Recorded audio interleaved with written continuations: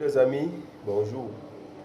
Suite à la précédente vidéo qui portait sur l'hémophilie, nous avons émis l'idée selon laquelle seuls les hommes pouvaient exprimer le gène de l'hémophilie.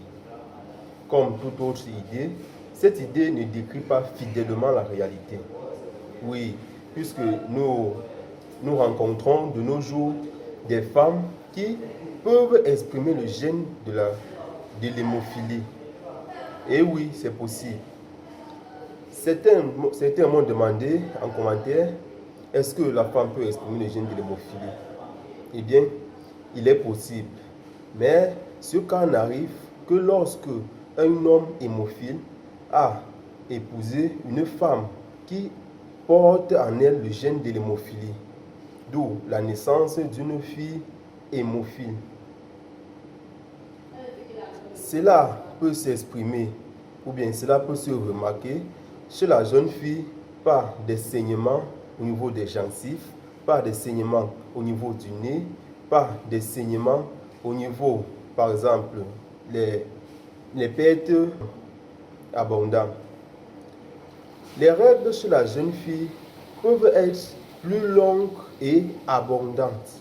Cela peut être un signe pour consulter un généticien.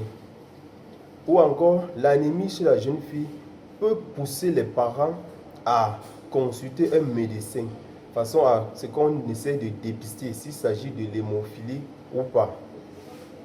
Rappelons que l'hémophilie était un trouble de la coagulation sanguine qui était dû à un défaut ou à un déficit en certains facteurs de coagulation qui étaient soit le facteur 7, soit le facteur 8, soit le facteur 9. Le facteur 8 concernait l'hémophilie A, le facteur 9 concernait l'hémophilie B.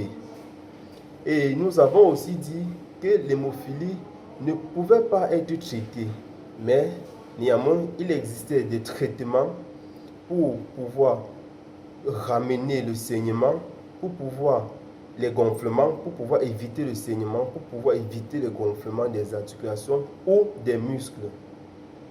Ce traitement était fait à base d'un médicament qui contenait soit des facteurs 8, soit les facteurs 9 en fonction de l'hémophilie. Et la jeune fille hémophile peut mener une vie tout à fait ordinaire. Elle peut se marier, elle peut faire des enfants, mais par contre, elle a besoin d'une attention un peu particulière, surtout lorsqu'elle est sur la table d'accouchement. Parce que pendant l'accouchement ou après l'accouchement, elle peut se voir perdre abondamment de sang si cela n'est pas vérifié. C'est pourquoi, lors de l'accouchement, il faut vérifier ou bien la femme doit prévenir son statut, si elle est hémophile ou pas. De façon à ce que le praticien doit voir s'il faut l'injecter le médicament qui contient le facteur de coagulation avant l'intervention. De façon à ce que l'accouchement se déroule dans de bonnes conditions.